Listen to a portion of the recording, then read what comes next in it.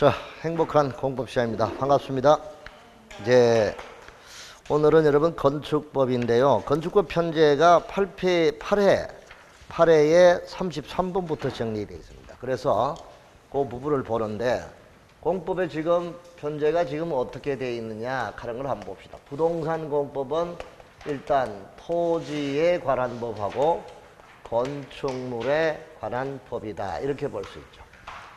자, 토지는 효율적 경제적으로 이용하기 위해서 행정계획을 수단을 종합하죠. 수단을 종합한 행정계획을 통해서 자, 개발과 정비와 보존에 관한 법이 우리는 토지공법이다. 이렇게 볼 수 있죠.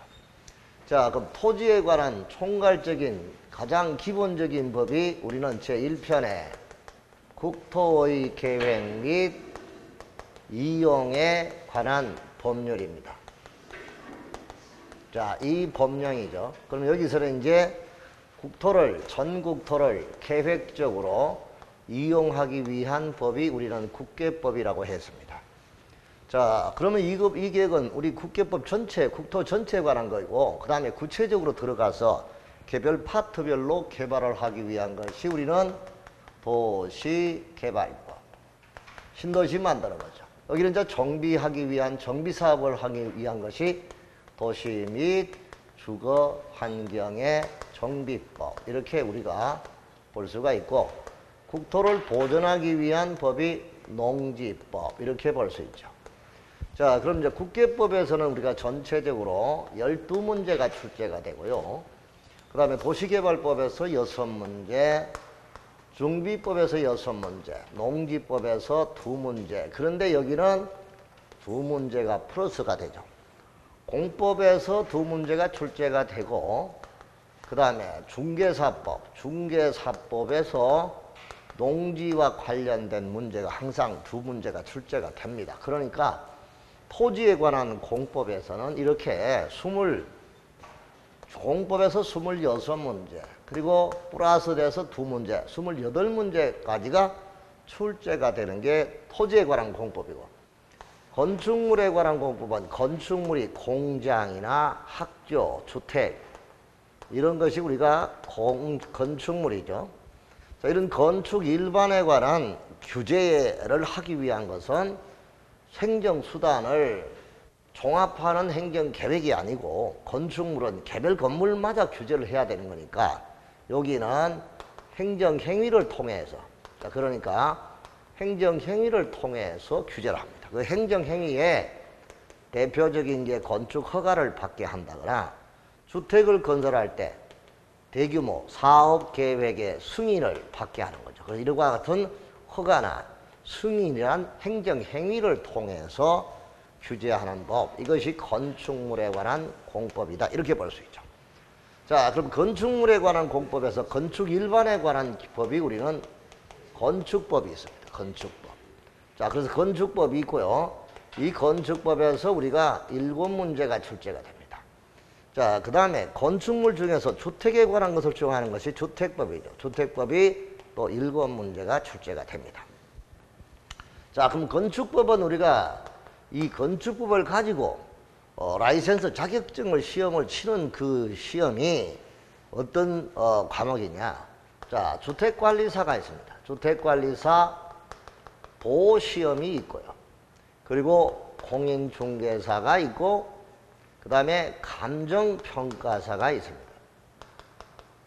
자, 그리고 이제 건축기능사라든가 건축사 시험에서 건축관계법규 하는 게 출제를 하고 있습니다. 주택관리사는 건축법이 8문제가 출제가 되고, 중개사는 7문제, 감정평가사는 건축법에서 4문제가 출제가 되고요. 기능사 여기는 25문제가 출제가 되죠.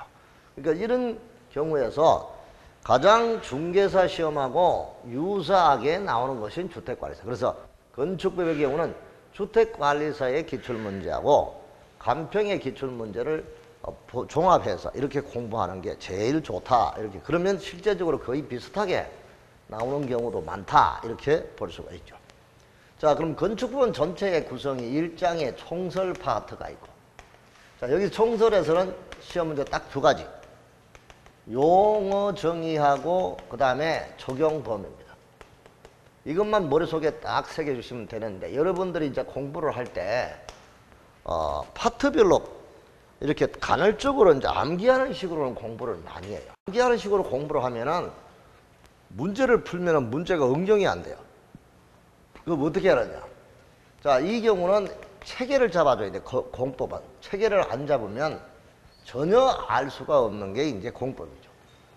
그럼 일단 용어 정의는 우리가 건축, 공작물, 많잖아요. 지하층, 용도의 분류, 그렇죠. 이런 다중이용 건물 전부 다 용어 정의입니다. 용어 정의는 반드시 한 문제가 출제가 되게 돼 있으니까 알아두시고.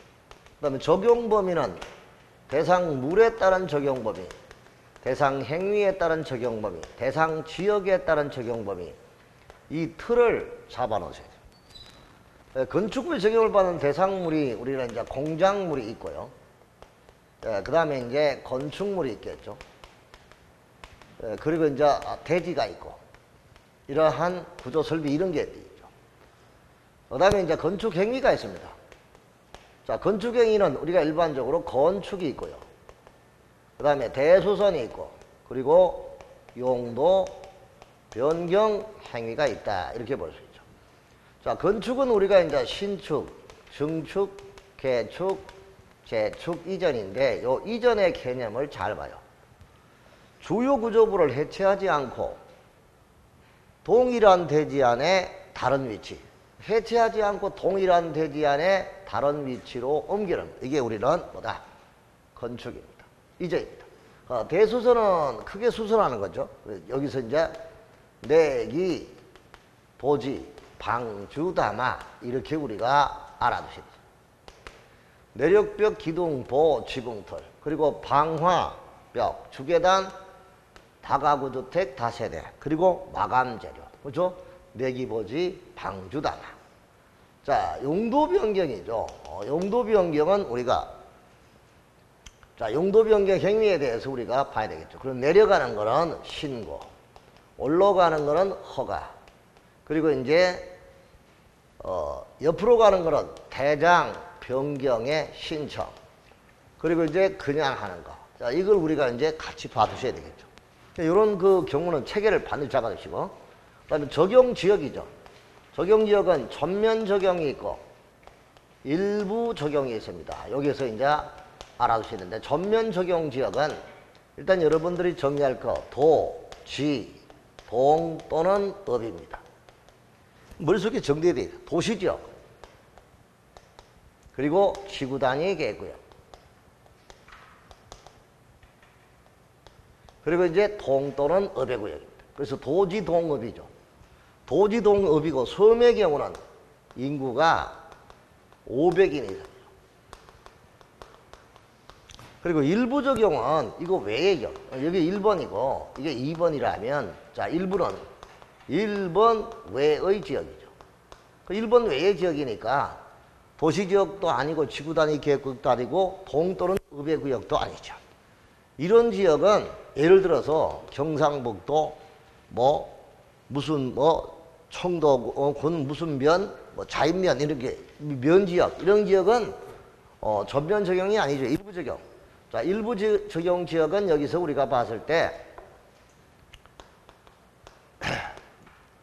대도 건건방대라고 해서 6가지 규정이 적용이 안 돼요. 그러니까 대지와 도로와의 관계, 도로의 지정과 폐기, 건축선, 건축선에 의한 제한, 방화지구, 이와 같은 대지분할, 이와 같은 대도 건건방대, 이 규정이 여기서는 적용되지 않는다. 그러니까 이 도시지역과 지구단위계획 동 또는 업, 도지동업, 이 경우 외의 지역은 대지와 도로와의 관계, 도로의 지정, 건축선 지정, 건축선 제한, 방화지구, 대지분할 제한, 이와 같은 규정이 적용되지 않는다 이거야. 그럼 이런 것 등을 먼저 체계를 딱 이렇게 해서 여기서 두 문제, 총설에서 두 문제. 자, 그 다음에 이제 2장에 가는 게 뭐냐? 자, 2장에 건축물의 건축이에요. 자, 건축물의 건축을 하기 위해서는 여기 이 땅에다가 여기 강도 있고 논밭도 있어요. 그죠? 논밭도 있어. 그럼 이런 지역에다가 입지, 이런 규모, 이런 용도의 건물을 건축하려고 한다. 요럴 때 이제 미리 물어보죠. 물어보는 걸 우리가 사전 결정에 신청해야 합니다. 그럼 사전 결정을 신청하죠. 사전 결정을 신청하면 사전 결정을 받게 됩니다. 사전 결정. 사전 결정을 받고 그 다음에 건축 허가 받게 됩니다. 건축 허가 신청을 하게 된다 이거죠. 그럼 여기서 이제 사전 결정이라는 것은 허가 대상 건물이죠. 그 허가 대상 건물에 대해서 허가권자가 사전 결정을 하는 거죠. 이 땅에다가 이런 규모, 이런 용도의 건물을 세우려고 하는데 허가해 주시겠습니까? 물어보는 거예요. 이때 허가권자가 오냐, 허가해 주마 이렇게 약속하는 거죠. 그래서 우리 사전 결정을 우리가 행정상 확약이다. 이렇게 이론적으로 행정법적으로 설명을 할 수 있습니다. 자, 그럼 사전 결정을 받았다. 사전 결정을 받으면 다음에 관련 허가를 받은 국산농화. 그래서 우리가 이제 국계법의 개발행위허가, 산지전용허가, 농지전용허가, 하천점용허가 이와 같은 관련 허가를 받은 걸로 본다 이거죠. 자, 이게 이제 사전 결정을 받고 2년 내에 허가 신청을 합니다. 그럼 이제 허가 신청을 받아서 이제 건축 허가를 하겠죠. 건축 허가. 허가 받고 그 다음에 착공하겠죠. 착공 신고. 착공 신고하고 그 다음에 공사가 완료가 되면 이제 뭐 합니까? 옛날에 준공업사. 그리고 여기서 이제 건축법은 사용 승인 신청이라. 사용 승인 신청. 사용 승인 신청 받고 그 다음에 사용 승인을 받게 되겠죠. 사용 승인을 받고 건축물의 유지 관리 행위를 합니다. 자, 이렇게 해서 우리가 2장의 내용을 가죠. 그럼 여기서 진짜 무수히 많은 사항들이 많아. 허가를 받기 위해서는 굉장히 복잡한 사항이 많죠.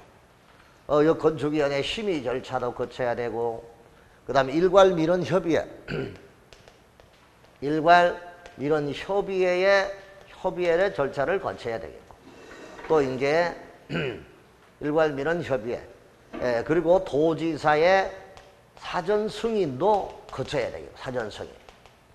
그리고 이제 또 이제 여기서 도지사에서는 일괄 민원협의 심의, 그 다음에 건축허가 제한, 건축허가를 한꺼번에 다 하는 게 아니죠. 허가를 제한한다. 이러한 절차가 있어요. 이런 절차를 거쳐서 허가권자가 허가합니다. 그럼 허가권자는 원칙이 특특, 시장, 군수, 구청장. 예외적으로 특별시장, 광역시장. 그럼 이거죠.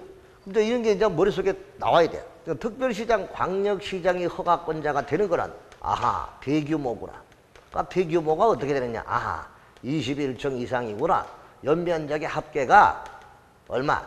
10만 제곱미터 이상이 되는 건축물을 특별시와 광역시 할 때 그때는 구청장이 허가권자가 아니고 특별시장, 광역시장이 허가한다. 그리고 여기에 10분의 3의 증축으로 인해서 21층 이상이 되고 10만이 되는 것도 해당이 된다. 그러나 공창지는 제외한다. 항상 이 제외되는 부분이 시험 문제 나오거든. 공장, 창고, 그리고 지방건축위원회 심의를 거친 건물, 이러한 경우는 제외한다. 그럼 이때는 제외하니까 특별시장, 광역시장이 허가하는 게 아니라 여기는 시군 구청장이 허가한다. 이렇게 우리가 알아두시면 되겠죠. 그래서 이때는 구청장이 한다. 이렇게 우리가 보면 되겠죠. 자, 이렇게 해서 이제 쭉 이렇게 나오는데 여기 건축의 파트에서 역시 2문제에서 3문제. 그럼 총설에서 2문제. 그래서 건축법은 여성분들이 복잡하다. 에이, 나는 건축법 공부 진짜 힘들어. 이렇게 하면 바보들이죠, 보면. 실제적으로 시험 문제에 별로 안 나오는 정비법이나 개발법은 6문제밖에 안 나오죠. 근데 이제 이거는 이제 건축법은 7문제 많이 나오죠. 그리고 공법을 결국 과락 50점을 목적으로 한다고 하면은 국계법하고 건축법하고 주택법 이 세 가지만 보면 되겠죠. 조금 더 맞추려고 하면은 국계법, 개발법, 건축법, 주택법. 어차피 농지법이나 이거는 뭐 안 해도 50점, 해도 50점이야. 그러니까 이제 요렇게 우리가 공부를 할 수 있는 요령을 이제 감이 와야 되는데 이건 뭐 진짜 공부를 하는 건지 마는 건지 마음만 왔다 갔다 불안해하는 거지 한마디로 보면 지금. 어? 아침에 내가 여러분 다 보여 지금. 도서관에 앉아서 공부한다.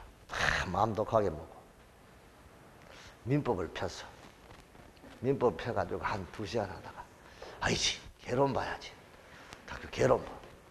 밥 먹고 난 다음에 아이 공법을 봐야지. 공법 너무 어려워. 세법 본 거야. 뭐 마음만 바쁘지 공부가 체계적으로 될 리가 하나도 없잖아 지금 한마디로. 그러니까 프로그램을 정해주는 게 학원의 스케줄이야.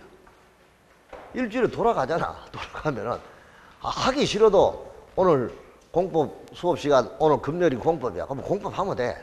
공법하고 끝나고 나면 예습은 할 필요 없지. 공법은 수업 들으니까 복습만 하란 말이야. 복습. 가장 효과적인 방법 복습하는 방법밖에 없어요. 그 토요일날 일요일날은 전과목을 다 하는 거야.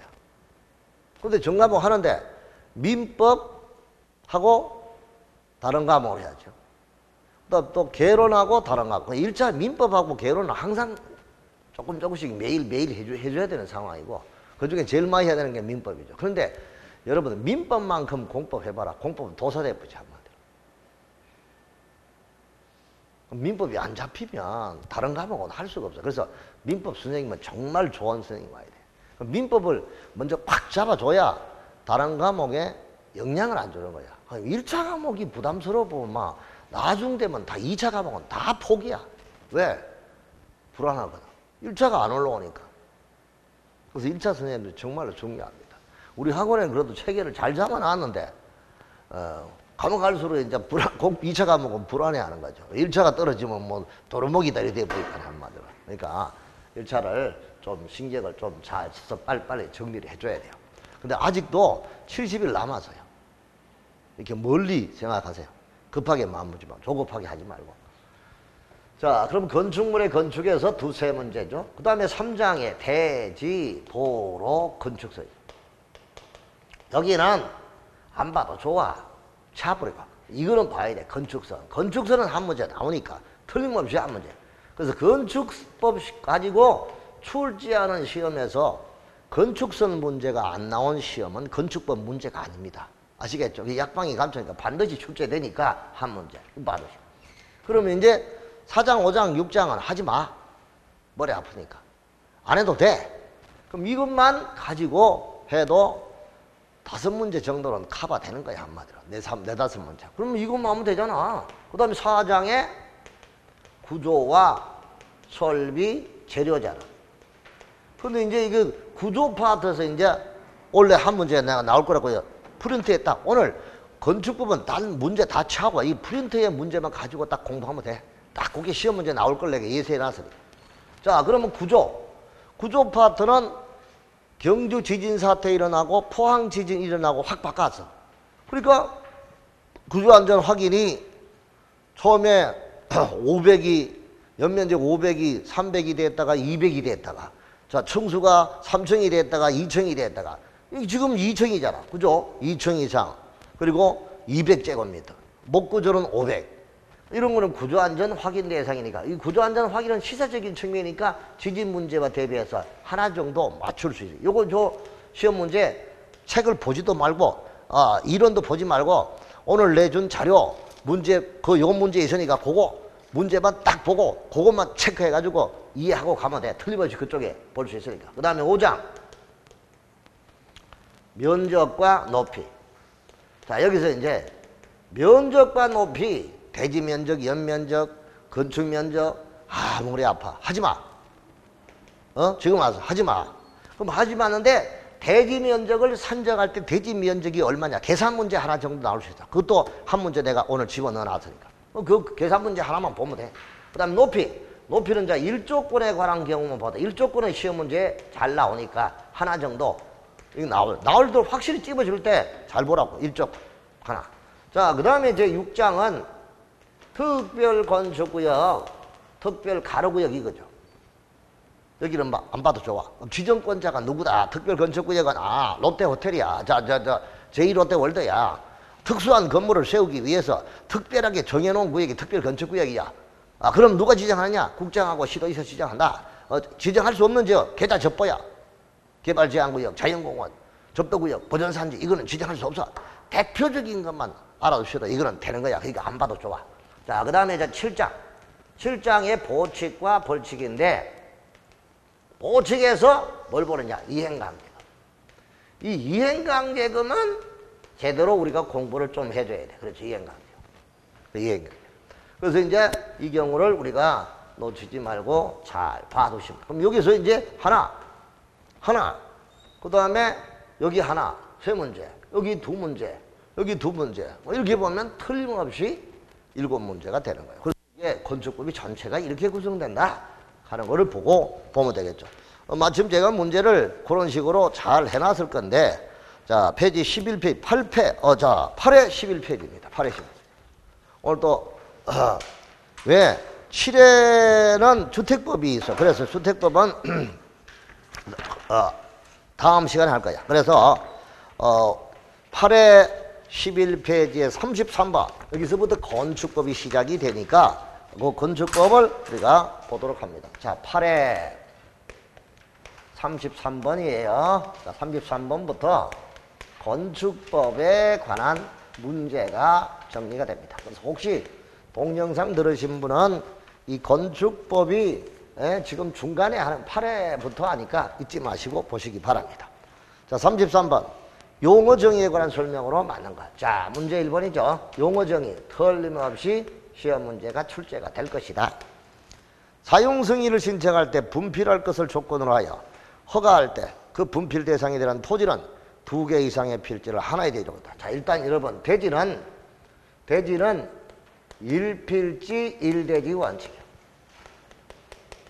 이게 원칙이야. 이 원칙에 대한 예외가 두 가지가 있어. 2 이상의 필지를 하나의 대지로 보는 6가지. 1 이상의 필지 일부를 하나의 대지로 보는 5가지가 있습니다. 여기서 이제 1 이상의 필지 일부를 하나의 대지로 보는 것은 분필. 여기는 2개 이상의 필지를 하나의 대지로 보는 게 합필이야.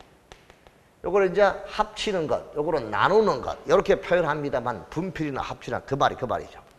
그 나누는 것은 1 이상의 필지 일부를 하나의 대지로 보는 사례 5번째고 2개 이상의 필지를 하나의 대지로 하는 경우의 6번째 사례는 합필입니다. 그래서 1번은 사용승인을 신청할 때 합필할 것을 조건으로 하여 건축허가를 할 때 그 합필 대상이 되는 토지는 2 이상의 필지를 하나의 대지로 본다라고 해야 맞는 것이죠. 그러면 분필로 했으니까 이러면 끝에 1 이상의 필지 일부를 하나의 대지로 한다 하면 맞는 거죠. 그러니까 2개 이상의 필지를 하나의 대지로 하면 틀리고 1 이상의 필지 일부를 하나의 대지로 본다라고 해야 1번은 맞는 소리가 되니까 1번은 틀렸습니다.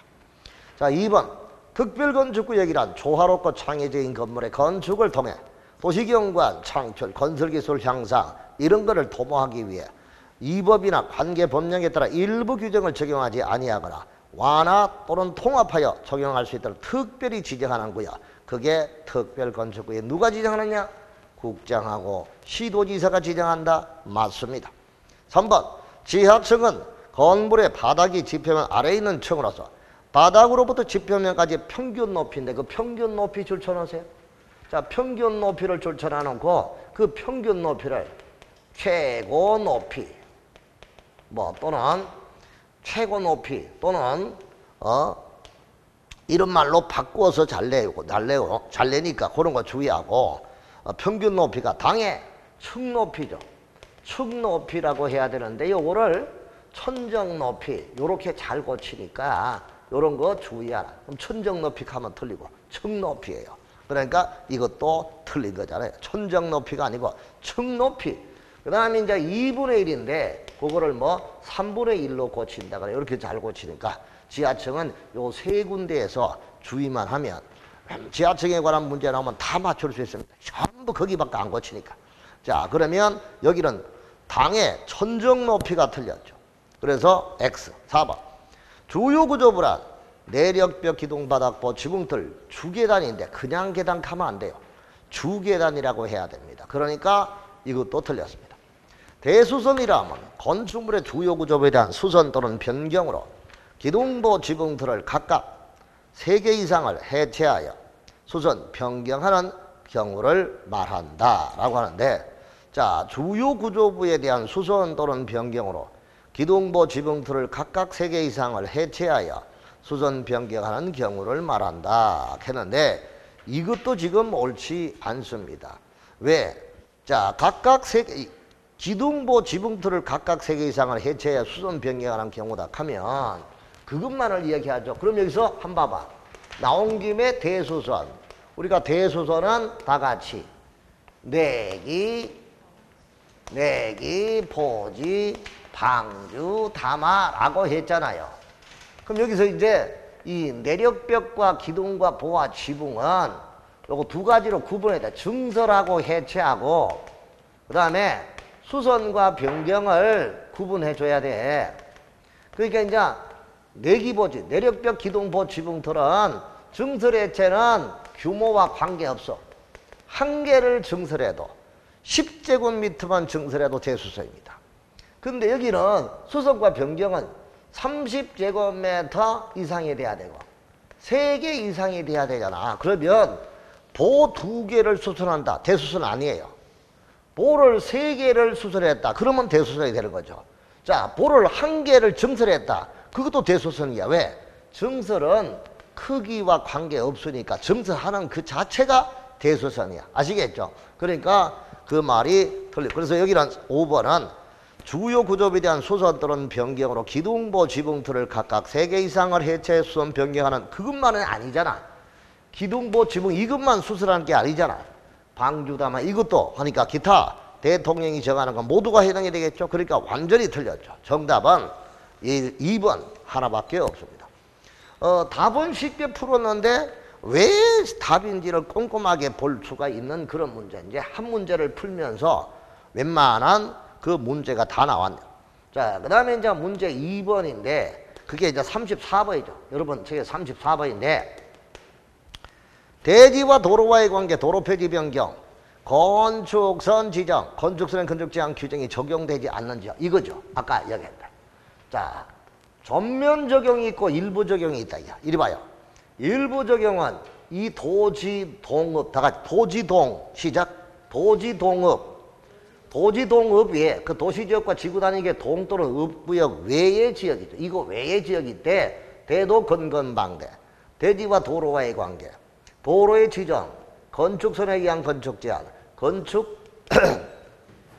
지정, 건축선에 의한 건축 제한, 그 다음에 방화지구, 대지 분할 제한. 이와 같은 대도 건건방대가 적용되지 않는 게 도지동읍 외의 지역이야.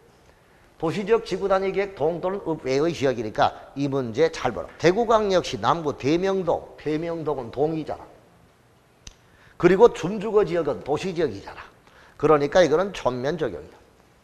그 다음에 울산광역시의 녹지지역, 이것도 녹지지역은 도시지역이니까 전면 적용. 경상북도 경상군 자인면의 농림지역이야. 이거는 자인면지역이죠. 면지역. 면지역은 여기 아니잖아. 다 같이 도지동읍 시작. 도지동읍이니까 읍도 아니고 면이죠. 면이니까 이게 정답이 될 수밖에 없죠. 경기도 양평군 양평읍, 이거는 읍이잖아. 읍이니까 자연환경보전지역 해당이 되는 거고. 그 다음 서울 석별 송파구 석촌동에 지정된 지구단위계고요. 이게 바로 그 경우죠. 그러니까 여기는 정답이 몇 번이다? 3번이다. 자, 이런 식으로 응용을 해서 문제가 나올 수 있으니까 이렇게 알아두시고 가면 되겠죠. 정답은 도지동읍 외의 지역은 대도 건건방대, 이게 적용되지 않는 거니까 그렇게 우리가 살펴두시면 되겠습니다. 자, 그 다음에 35분에 공작물의 축조신고 대상이 아닌가, 여기에 관한 문제. 자, 너무 춥다. 자, 그러면 공작물 중에서 자, 공작물 중에서 우리가 자, 옹담이, 사광, 오발 이렇게 봤죠. 육굴탑 이렇게 이제 정리한 게 생각이 날 겁니다. 그럼 여기서 주의할 거는요, 뭘 주의해야 되느냐? 틀림없이 8주라고 해야 되잖아. 8m 이하의 주차장. 8m 이하의 주차장. 나머지는 다 넘는 거야. 그러니까 이제 2, 4, 6, 8장 30제곱미터, 30제곱미터, 지하 대표. 그죠? 자, 이게 오는데 8m 넘는 고가수죠. 그래서 옹담이, 사광, 8고, 오발, 육굴탑, 30지, 지하 대표. 그리고 8m 이하의 주차장. 이거는 8m 넘는 거는 아니에요. 8m 이하 다 넘는 건데 요것만 그거니까 요게 포인트야. 6m인 꿀떡, 장식탑, 기념탑, 골프용 운동시설을 위한 철탑 축조신고 대상입니까? 아닙니까? 육굴탑 맞아 않아? 아니지. 잘 봐. 6m 넘는 거야 되는 거야. 6m 인캐잖아. 그 참 우영수답건 문제다 이 나쁜 놈아. 6m 인캐했으니까 틀린 거지. 6m가 넘어야 신고 대상이니까. 아시겠죠? 아니야 이거 아니야. 1번 정답. 높이 8m 기계 주차장. 이거는 주차장은 8m 이하니까 8m 들어가죠. 그 다음 6m의 광고탑, 광고판, 태양에너지를 위한 발전설비. 발전설비는 5m 넘는 거니까 6m 맞는 것이고. 자, 오발이잖아. 고가수조는 8m 넘는 거니까 9m 맞는 거고. 바닥면적 40제곱미터 지하 대표는 30제곱미터 넘는 거니까 맞는 거고. 야, 내가 문제를 냈어도 진짜 문제 좀 생각을 많이 하고 냈네. 정답은 몇 번이에요? 1번. 자, 1번은 왜 아니냐? 육굴탑 외워놨잖아. 이렇게 실컷 외워놔도 6이니까 틀림없이 이건 맞다고 생각할 거예요, 사람들이. 6m 넘는 거라는 거 잊지 마시고. 아시겠죠? 자, 그래서 6m는 축조신고 대상 아닙니다. 6m 넘으면 축조신고 대상이 되는 거니까 1번이 틀렸다 이 말입니다. 아시겠죠? 야, 더티한 놈이다 이 하지 말고 좀 꼼꼼하게 보세요. 자, 그 다음에 이 36번은 안 해도 돼요. 넘어가고. 자, 그 다음 37번 건축법의 내용으로 부당한 것. 경관지구안의 건축물의 건축에 관한 사항은 지방건축인의 심의사항이다. 자, 경관지구는 일단 지방건축의 심의사항 맞고요. 상업지역에 옛날에 미관지구인데 미관지구가 경관지구로 바뀌었어요. 상업지역의 도시미관을 위해 맞벽으로 하여 건축하는 경우 건축법, 비난, 시설의 용도 제한 등과 민법, 경계로부터 0.5m 띄워서 건축하는 규정, 이런 규정을 적용하지 않는다. 자, 시내 한가운데 맞벽으로 하여 건축을 건축한다. 이때는 피난시설 용도 제한하고 그 다음에 경계로부터 50cm 띄우는 이 규정을 적용하지 않는다. 특례가 인정되는 건 맞죠. 자, 3번 고속도로 통행료 징수시설과 철도의 역사는 건축법에 적용이 되지 않는다 했는데, 자, 이리 봐요. 건축물 중에서 건축법에 적용을 받지 않는 건축물이 우리는 철문, 곡간수 이렇게 봤습니다. 철문, 철도시설, 문화재, 고속도로 통행료 징수, 간이창고. 이 간이창고는 이동이 용이한 공장의 용도로 쓰는 거. 그 다음에 수문조작실. 이거는 건축법에 적용을 받지 않는다 이거죠. 그러면 철문, 곡간수인데 그런데 여기도 철도의 역사, 동대구역, 서울역 이거 적용받아요. 문화재로 지정이 안 된 거 그러면 전통사찰이나 전통건조물이 있어요. 향교 같은 거. 전통사찰, 전통건조물도 건축법 적용받아요. 그 다음에 고속도로 통행료 휴게시설은 적용 안 받는데 고속도로 휴게소 이거 적용받아요. 자, 그 다음에 간이창고거든요. 그럼 여기는 컨테이너를 이용한 공장의 용도고 이동이 용이한, 이동이 쉬운 자, 이동이 용이한 창고에 창고. 그럼 이게 공장 용도라 해야 되는데 컨테이너를 이용한 주택의 용도다. 그러면 이거는 또 건축법 적용을 받아요. 그러니까 컨테이너를 이용한 이동이 용이한 창고, 공장의 용도로 쓰고 있는 창고, 이거는 적용 안 맞는데 컨테이너를 이용했다, 주택용으로 쓰고 있다. 그러면 그것도 건축법 적용 받는다. 이거 알아주세요. 자, 그 다음에 수문조작실은 하천법 적용이니까 건축법 적용 안 맞는 거죠. 이건 하천법에 적용받으니까. 그래서 철문곡간술은 해당 사항이 없는데 이런 것 등은 다 건축법에 적용을 받는 거라는 거 잊지 마세요. 그러면 자, 3번에 고속도로 통행료 징수실은 안 받는 게 맞아. 그런데 철도 역사는 적용이 되죠. 그런데 둘 다가 적용되지 않는다라고 했으니까 틀린 거. 4번 층의 구분이 명확하지 아니한 건축물은 당의 건축물의 높이 4m마다 하나의 층으로 산정한다. 층의 구분이 명확하지 않다. 이때는 높이 4m마다 하나의 층으로 산정한다. 맞네요. 다음 건축물의 부분에 따라 층수를 달리하는 경우 그중 가장 많은 층수를 건물에 층수를 한다. 오케이. 그러면 여기는 정답이 3번이 정답이다. 아, 문제 가면 갈수록 더 재밌네요. 3번이 정답이다 하는 것을 볼 수가 있겠습니다. 자, 그 다음에 38번에 이제 건축과 관련된 그런 내용인데요. 건축 행위죠. 자, 아까 건축 행위는 여기 신정계제이다 이거죠. 그럼 우리가 이제 건축이란 다 같이 신정계제이. 자, 그러면 신축, 증축, 개축, 재축 이전인데, 자, 여기서 개축은 일단 여러분 철거라는 말이 나올 것이고, 재축은 멸실이라는 말이 나올 것이고, 증축은 늘리고 높이고 하는 것을 말하고, 신축은 새로 짓는 거고, 이전은 요게 뭐냐? 이전은 동일대지 안에 다른 위치로 옮기는 거예요.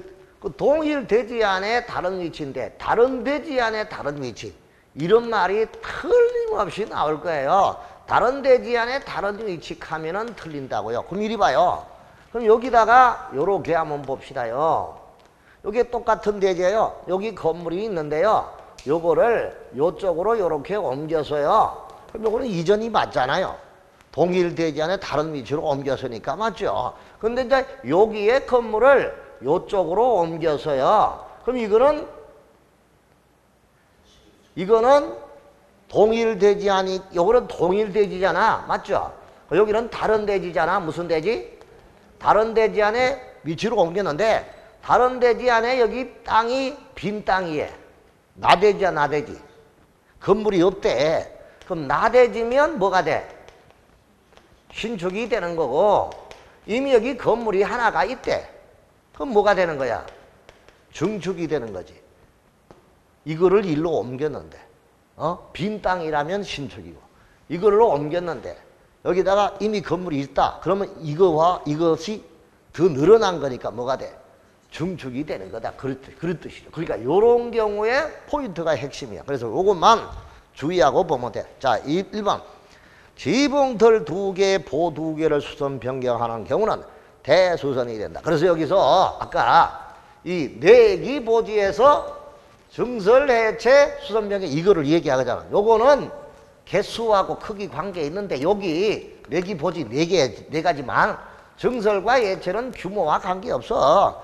그러니까 여기는 지붕틀 2개, 보 2개 수선 변경이니까 이거는 3개 이상이 수선 변경이 돼야 대수선이 되잖아요. 그럼 3개가 안 되니 그러니까 이거는 뭐다? 대수선이 아니죠. 그럼 틀렸다.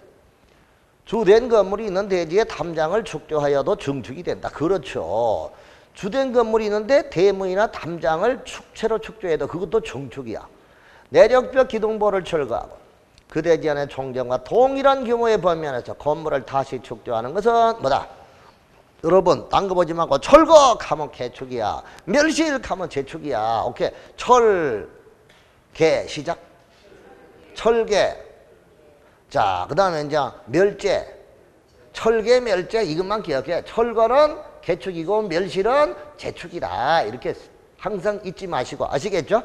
그 대신에 알아둘 건 반드시 동일한 규모로 하거나 작게 축조하는 거예요. 동일한 규모를 넘으면 초과하면은 증축이 된다. 이거 알아두시고 아시겠죠? 그거 줘야. 그 다음에 기둥 3개 내력벽 40제곱미터를 수선 변경했을 경우 대수선이 된다. 맞죠? 규모가 수선과 변경은 크기하고 관계 있으니까 맞아요.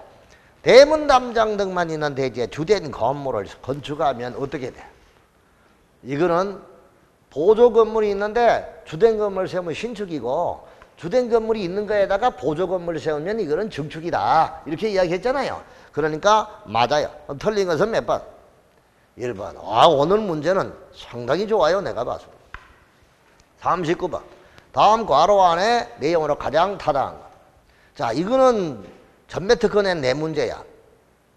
내력벽, 기둥보, 지붕틀 이 4가지를 놓고 개축, 대수선, 일반수선 해당 여부를 묻고 있는 건데요. 자, 내력벽 30제곱미터를 수선 변경해서 지붕틀 3개를 수선 변경하면 이거는 볼 것도 없이 무슨 수선? 대수선이지, 대수선.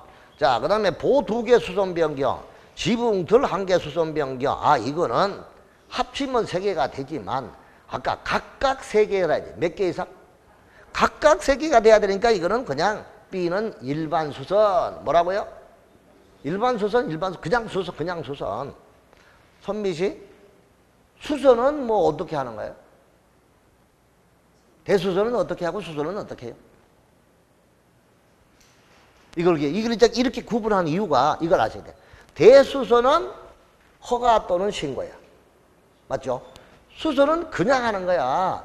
허가 신고할 필요 없고. 그 다음에 개축이나 이런 건축행위는 무조건 허가사항이잖아. 무슨 말인지 알겠죠? 그것 때문에 이런 거를 구분한다. 이게 법적인 효과에 따른 구분이니까 알아두시기 바랍니다. 아시겠죠? 좋아요. 그럼 이 두 번째 B번은 수선이니까 그냥 하는 거야. 일반 수선. 자, 그 다음에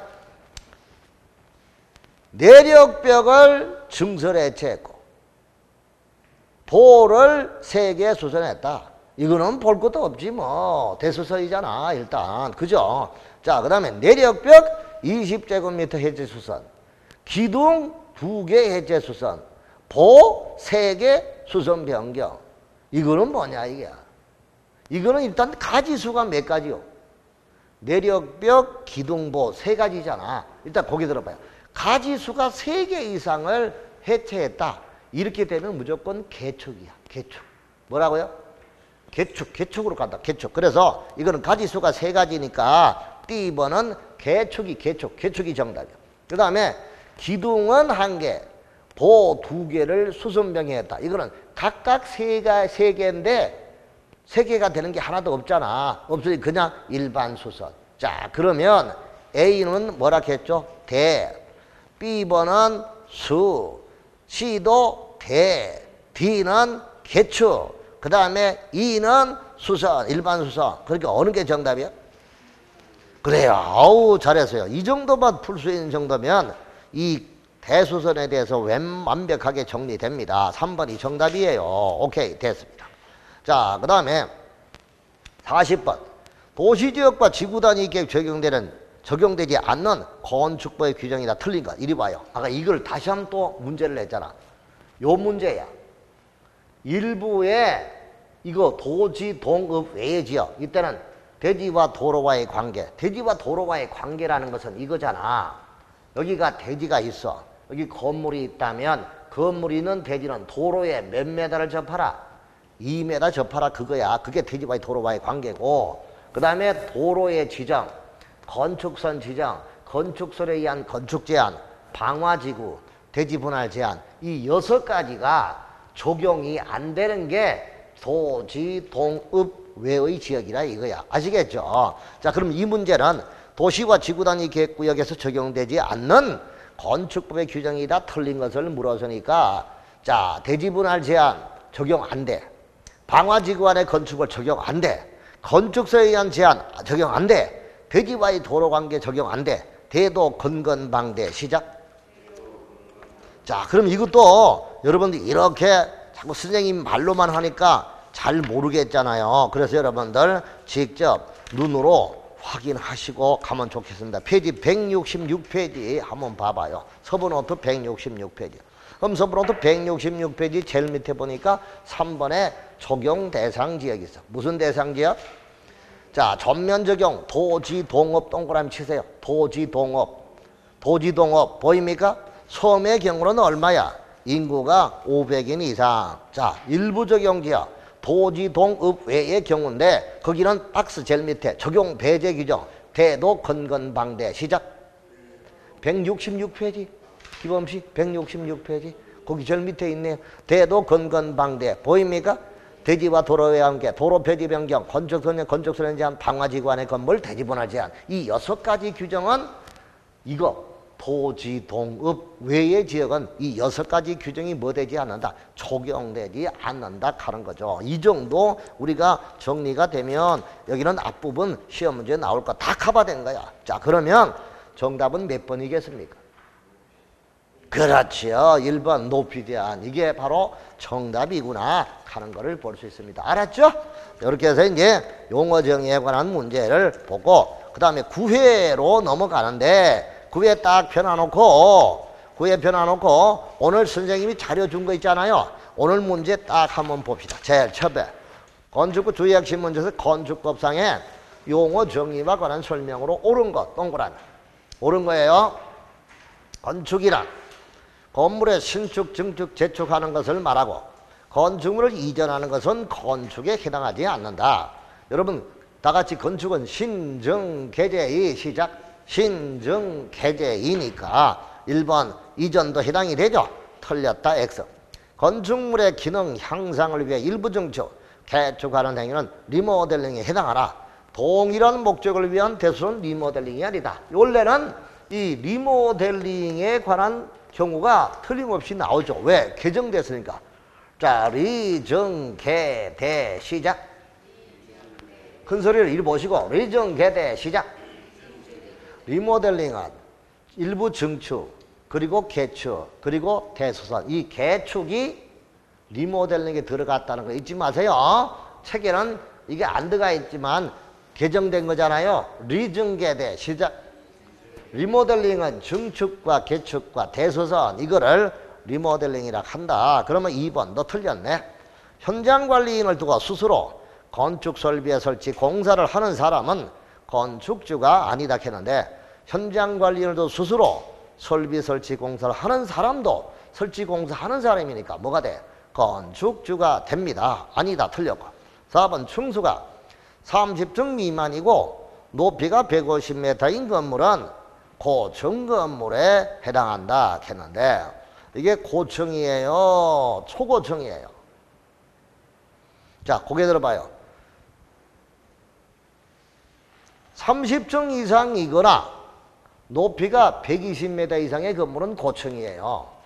그 다음에 이제 초고층은 50층 이상이거나 높이가 200m 이상이에요. 아시겠죠? 자, 그럼 이거 그림을 쫙 그려볼 때 잘 한번 보세요. 여기가 고층이야. 고층은 30층 이상이거나 높이가 120m 이상. 그리고 초고층. 초고층엔 높이가 층수가 50층 이상이거나 높이가 200m 이상이야. 그럼 그 사이에 있는 게 뭐다? 준초고층. 그럼 이제 이거는 이제 30층 이상이거나 120m니까 동시 요건이 아니죠. 두 개 중에 하나만 해당하면 뭐가 돼요? 해당이 되는 거죠. 그러면 4번은 층수가 30층 미만이고 그럼 25층이다. 예를 들어서 25층이고 높이가 150m인 건물은 고층 건축물입니까? 준초고층입니까? 고층이 아니고 이거지. 여기 고층으로서 이 초고층이 아닌 거는 준초고층이잖아. 일단 여기는 이 120m만 되면 이건 고층이고 어차피 준초고층이라도 고층이잖아요. 아시겠어요? 그러니까 일단 고층이 아니고 뭐라고 해야 돼? 준초고층. 왜? 이게 사이에 있으니까. 150m 사이에 있으니까. 그래서 준초고층이라고 해야 됩니다. 자, 내력벽 20제곱미터를 증설하는 것은 대수선에 해당한다. 자, 5번은 맞아요, 틀려요? 내력벽 20제곱미터 증설하는 경우에. 예? 예? 그렇죠. 대수서이잖아요. 증설은 크기에 관계없이. 30제곱미터가 아니어도 상관없잖아. 수선과 변경은 30이 돼야 되는데. 그죠? 증설과 해체는 10이라도 대수서. 그래서 여기는 정답이 4번이 아니고 몇 번이에요? 5번이에요. 아, 이건 만만치 않네요. 문제가. 생각을 좀 하라 이 말이에요. 아시겠죠? 정답은 몇 번이에요? 5번이다. 이렇게 보시면 됩니다. 자, 여기까지 해놓고 조금 쉬었다가 갑니다. 자, 9회 딱 펴놔놓고 쉬시기 바랍니다. 쉬십시오.